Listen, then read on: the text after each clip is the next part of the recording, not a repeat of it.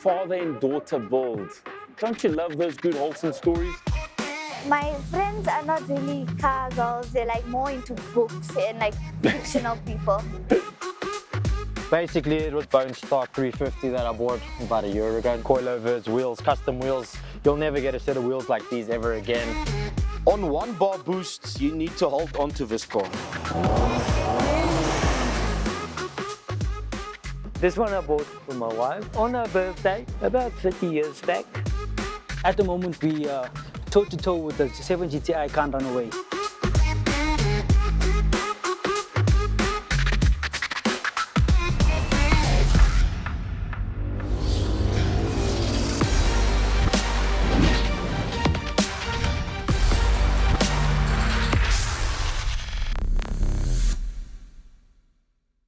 Welcome to the final episode while we be covering this German Vs Jap show that happens annually, man. There's been some really amazing, outstanding car builds, but most of all, there's been really cool people and great conversations amongst car-minded and like-minded people. That's one of the best things that I love about South African car culture.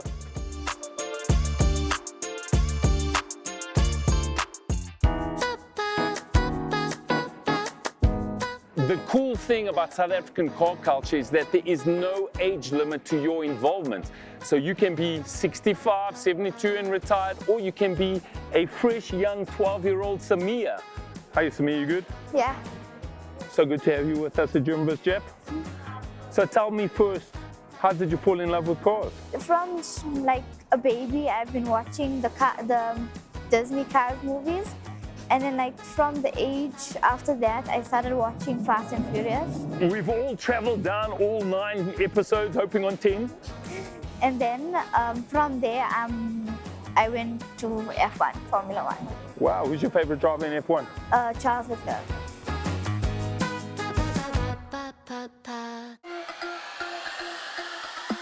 Tell us a little bit about your Jetta Mark II. So it was by the original owner. It was scrapped, like it was left there in the sun and we couldn't do anything. Beaten down. Yeah, and then a year ago we bought it and it's been laying, like we just left it. Stash, you know, project cars, sometimes you got to stash him for a little bit as, you know, save that money. Yeah.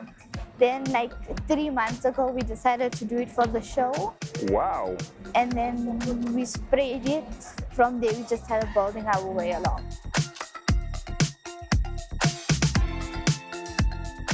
And who helped you and assisted you with this project? My father. Father and daughter build. Don't you love those good, wholesome stories?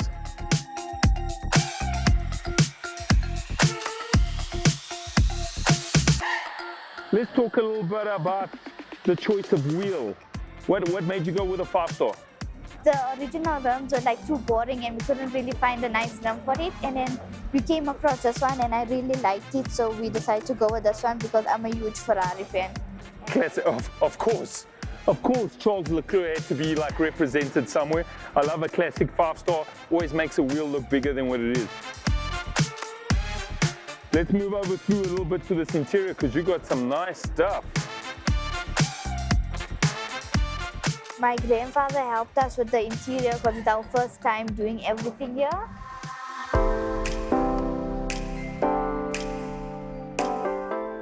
Did you choose the color? Well, the original car was a green, but then we couldn't find the exact green, so we just Mixed it up with like different colors, and that's how we got this color. Oh man, nice, clean and neat. And you still got boot space, so like, you know, if you have to go like groceries or pick up some friends and homies with kit bags, you still got some space to use. Yeah. Nicely done. So what's really important to notice is this here is a CLI 16 valve. Yeah. Let's go have a quick pop at that engine.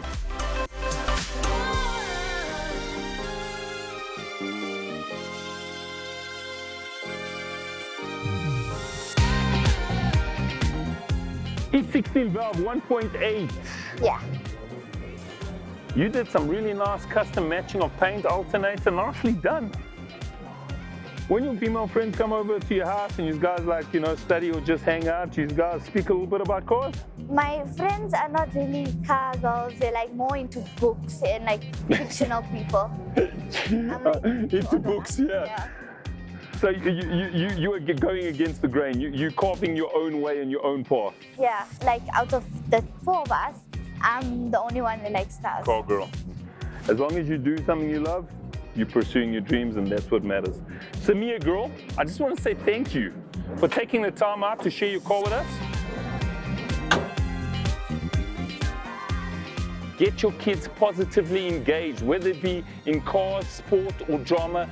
The more they are engaged, the less time they have to get up to mischief.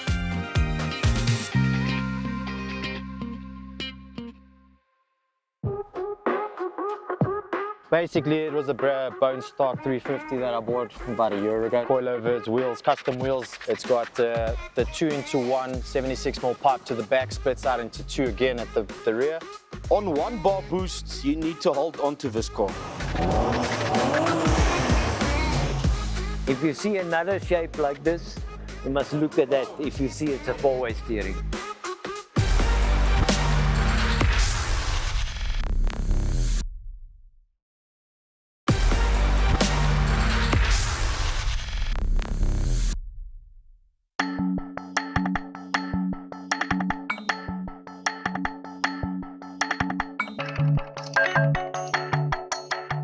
So it's around about that time that we show you some JDM flavor, and who else to introduce you to some JDM flavor than my boy Tony. How you, Tony? Vic? You good? Good, you, man?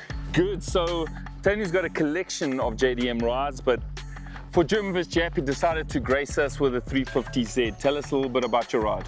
Well, it never leaves the garage, so what better car to bring Most of his cars never leave his garage, but anyway, it's all good.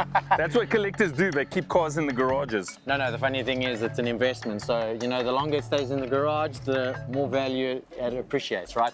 But Agreed. basically, it was a bone stock 350 that I bought about a year ago, not even a year ago. Coilovers, wheels, custom wheels. You'll never get a set of wheels like these ever again. So yeah, let's talk about the specifics. What coilovers did you decide to install, and tell us about the wheel in its entirety? So it's LNT coilovers because the guys in Cape Town bring it in. Wheel, Lenzo, they are 9.5J all round, ET15.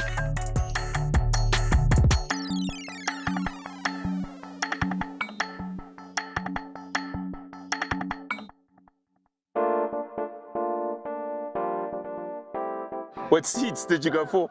So, dude, they are seats from Ultra Racing. These seats I got from him, and they were a very good price. Steering wheel, Momo Monte Carlo, black with the red stitch. Nice. D1 spec, quick release hub, Momo Boss to finish it all off nicely. Have you done any work engine bay wise, or have you kept it kind of stock? The performance side of things, it's mainly suspension. I've done bushes. Okay. The engine side, it's got Megan stainless steel racing branches. Nice. It's got the 2-into-1 76mm pipe to the back, splits out into 2 again at the rear. 2 mufflers, Grady full, basically a full Grady system. 1 resonator, because if you do not put a resonator into these engines, it is terrible. It basically sounds like a 1300 Golf with a 4-inch exhaust on if you don't put a resonator. There's nothing wrong with Golf styles, you just got to do the right exhaust, Yes. correct. If magic was a thing that you were able to control and money wasn't a thing, and you could purchase any JDM car, what would that JDM car be? Honda.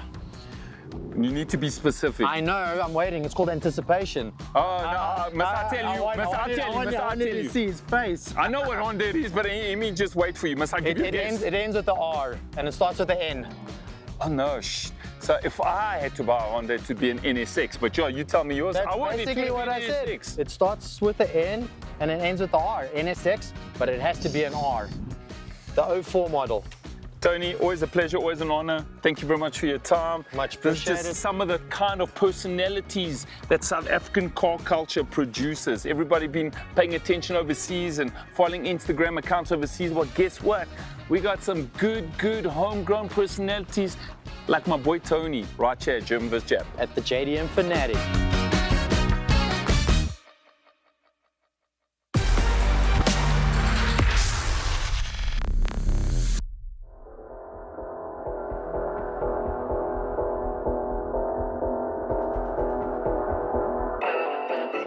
Ladies and gentlemen, this BMW M3 3.2 litre E36 4-door is one of those iconic German cars for me. This is Leon. How are you doing, Leon? Good on you, sir. I know this car was originally built by Rob Green Motorsport out in Randburg, and this car was just spectacular on the drag strip. It sounded amazing, and the crowds just went absolutely ballistic every time it revved. Ballistic. Let's start. It is an E36 4-door. It's a 3.2 litre M3, correct? It's a 3.2, but as far as we've did our research, we've noticed that it's a 3.4 litre. Oh, it's stroke. It's a stroker motor. We don't know if it was the original with the guy built it, but we went back to a few owners back, and that's what the guy did. Wow. This gem is actually not, I'm not the owner, but it's a very, very good friend of mine who's the owner of this vehicle. There were only a few sets of these rims imported for this car. Rob and them imported this rim especially for a few owners of this M3s. Yeah. And this rims, when I saw it there, I knew, listen, but this is something very special. So what we did here was we sent it into a very good friend of ours also, and he just diamond cut it for us, and we made it a little bit of a personal touch. Nice. You understand what I'm saying? And when you can't miss this brake setup of Rob Green of them, it was spectacular. So you need this big brake setup. It's front and back, very specifically for the amount of power that this car was producing and still produces today. What we did now lately is we recovered the seats. Okay. My friend wanted to do some personal touch, like I say. He just enjoys his cars. He always wants to do something personal for him. So we did this actually lately. You can see with the yellow stitching and stuff like that, and I think it looks very nice. So I want to tease the viewers. I was about to start this engine so we can give you a little glimpse of what's sitting under. So if you listen really, really closely, there's a slight whistling sound, ever so slightly. And it's usually enhanced when you give it a little bit of a... Yeah, whop. the car's warmed up, so.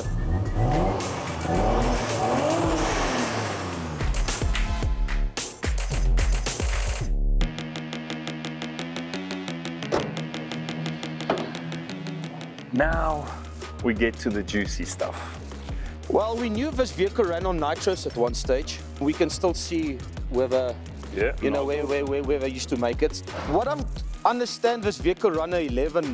I don't know, you can tell maybe me better, but that was donkeys years ago. I know today is, technology today, but this is still rowing the boat. It's impressive, man. So it's got a 3-pad clutch kit in, it's got a short shifter gearbox in, its diff ratio has been changed. Fully forged motor, fully built motor. On 1-bar boost, you need to hold on to this car.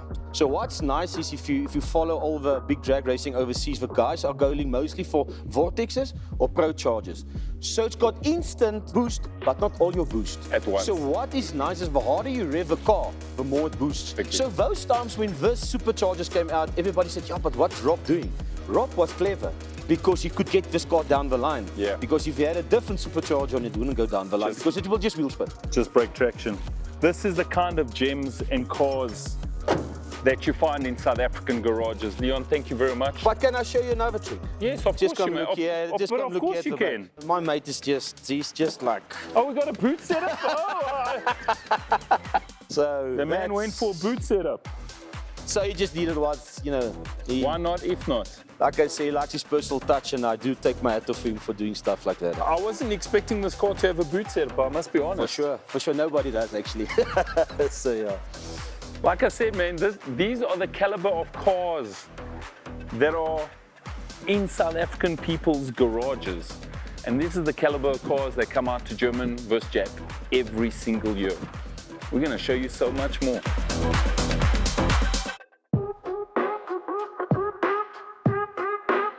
This one I bought for my wife about 30 years back. It's a 4-way steering. There wasn't many made of them. We've done bigger intercooler, we've done all the charge pipes, we've done full stainless steel exhaust pipe from front to back. The 7 GTI can't run away.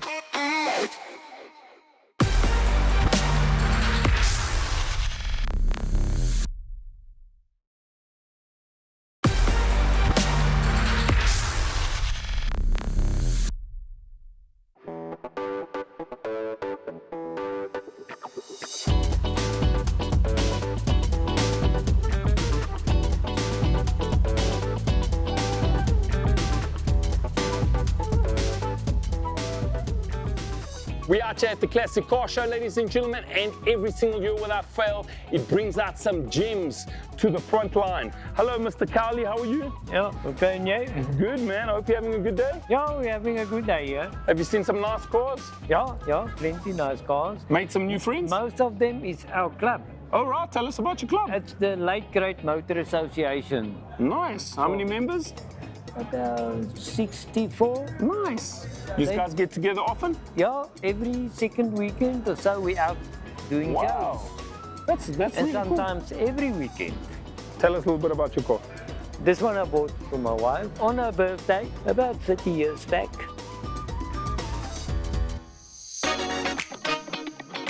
You were telling me that this car was very special and it was one of the first cars that came out in the late 80s, early 90s. Yeah, the 90. And what function makes it special? It's because it's a four-way steering. There wasn't many made of them. Basically, the front wheels turn and the rear wheel turns as well to assist it to somehow take a corner better. Yeah, it makes it a sharper corner. Hit me up with that. How crazy is that? You know, Japanese people are building some crazy stuff. That is some cool stuff. So the wheels, you've had the wheels obviously modified? No, it's a standard wheels and it's left-hand and right-hand wheels. Oh sure, yes, the blades, It shows forward, other side also. And the interior, you kept it stock standard? Yeah, just to recover the seats with leather. Yeah, I see you trying to relive the early 70s with your Promens here from the disco lights here. Yeah, Yeah. that I'll just add on. How is that? Eh? That is something rare. Yeah, that's the thing. If you see another shape like this, you must look at that. If you see it's a four-way steering. Thank you for your time, sir. I appreciate you. Bye, Duncan. Okay. Yeah.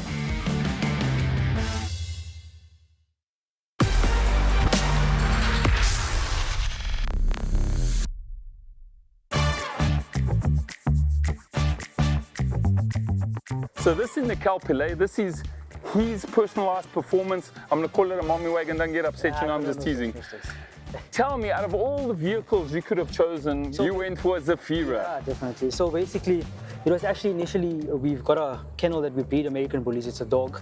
So it's a type of dog. So this car was initially bought to transport them back and forth to shows and whatever. Transport them back to shows in a hurry because it's more an OPC, ne? Definitely. So it started as a kennel transportation device, so to say. Let's get straight into this engine, babe. It's far from stock. Okay, so stock, the car comes from factory at 175 kilowatts. And then obviously we've done bigger intercooler, we've done all the charge pipes, we've done full stainless steel exhaust pipe from front to back.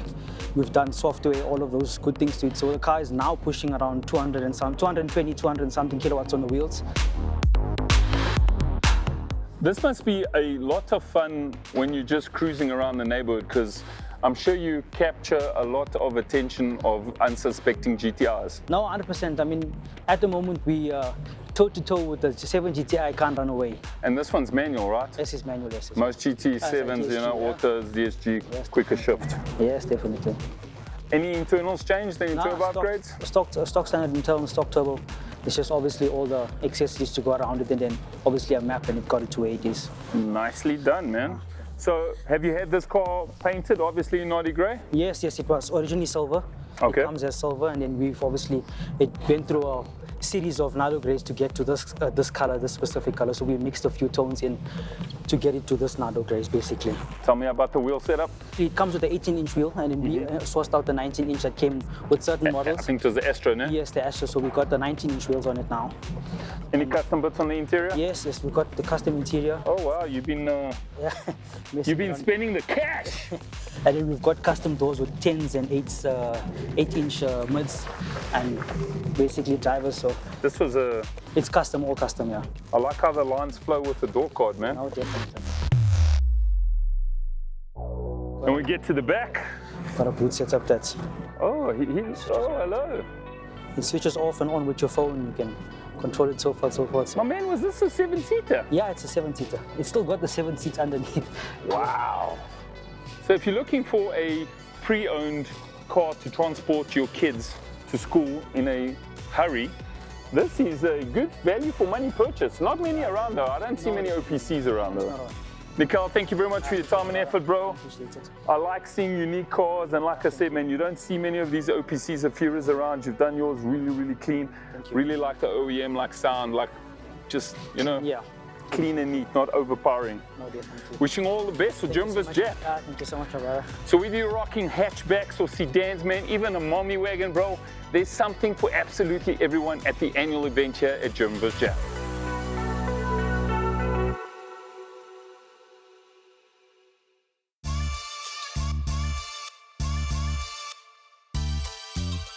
And that is how we round up an epic weekend, experiencing good vibes, good rides, and just good solid car conversation. Whether you're speaking to them young ones or the more mature older toppies that are rocking up with some nice old school Chevys, we are learning. We continue to learn as a nation, as a people, and as a culture. This is South African car culture at its very best, and I just want to say thank you for experiencing this, which we know as German Vs Jap.